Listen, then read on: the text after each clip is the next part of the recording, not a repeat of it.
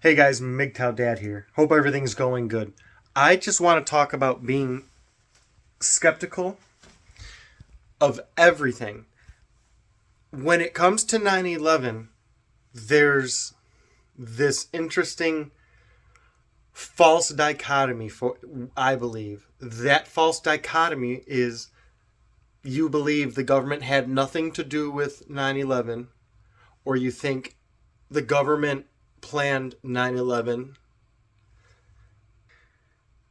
And the reason is it's very nuanced, but I don't know, the deception can play on truth or ignore nuance.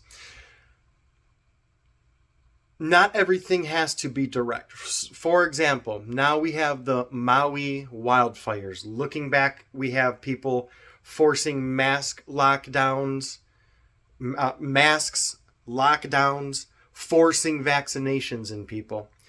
And then sometimes people say, well, the government didn't plan it. And again, so they'll call people like me a conspiracy theorist because I will say something different, which is the government and people in the government benefit from it. And they'll say, no, they didn't plan. And you're saying that they this. No, we're having a different conversation. This is what I want to express to you. And I'm going to use 9/11 as an example without trying to cover the camera. Sorry. But what I want to point out is the conversation I generally have with people is, again, shattering that false dichotomy. I'm a realist. I worked for the government as a Marine. I understand, at least to some degree, the way the government works. You do not have to cause an avalanche to benefit from it. You don't have to cause the storm to see it coming to benefit from it. And what do I mean like that? With Hawaii right now, with all of these things, I don't believe the government, the CIA even, which again, I believe we should abolish the CIA. But my point is, I don't believe what they did was go over and say, hey, terrorists, let's plan this thing. What I think is even worse is that they found out about it and instead of stopping it said, wait, how can we benefit from that happening? I use the avalanche and the weather, but I'll use the avalanche anecdote. If I can see an avalanche coming and I see the family down at the bottom of the house and they have time to get rid of that, but I really like that property.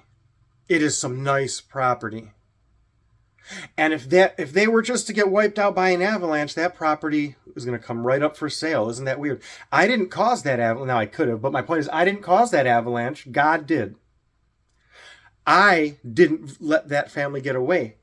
Is that a lie? I didn't lie to anybody. I deceived people. I could have saved them and didn't, which again, that is what I think happens with a lot of these things. The green movement, for example, I believe is contrived to the degree that it's not a coincidence that a big push for green vehicles in the government, as an example, gets, I want to say the federal government, it was like 25% of their vehicle force by some point wanted to go green.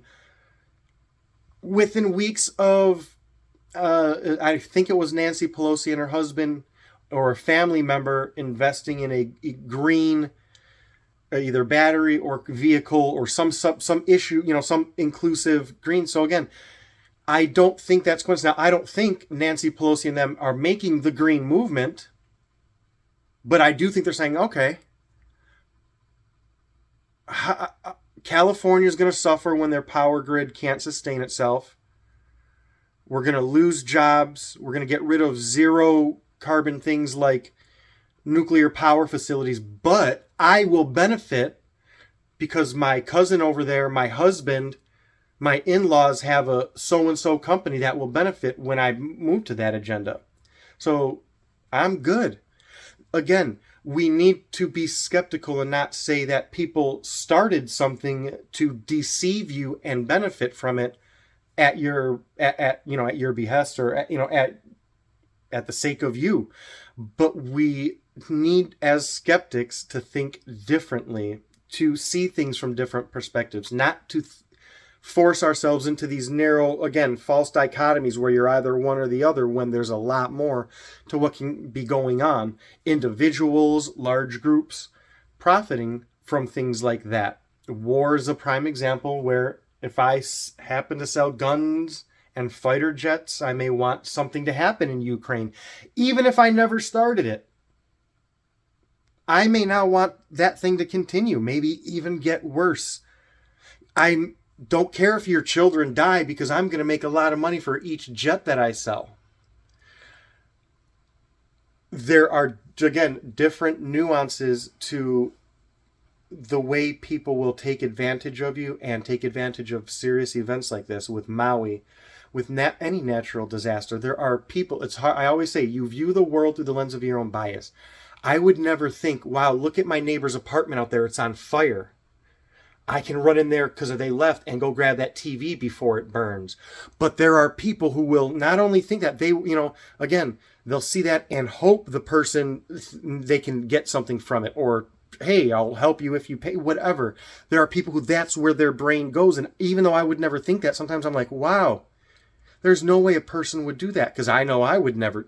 No, wait, that psychopath, that sociopath would do just that. And again, but they don't have to go and light the fire or start the avalanche, whatever the case may be. They don't have to phone, hey, Al-Qaeda, let's do this, bro.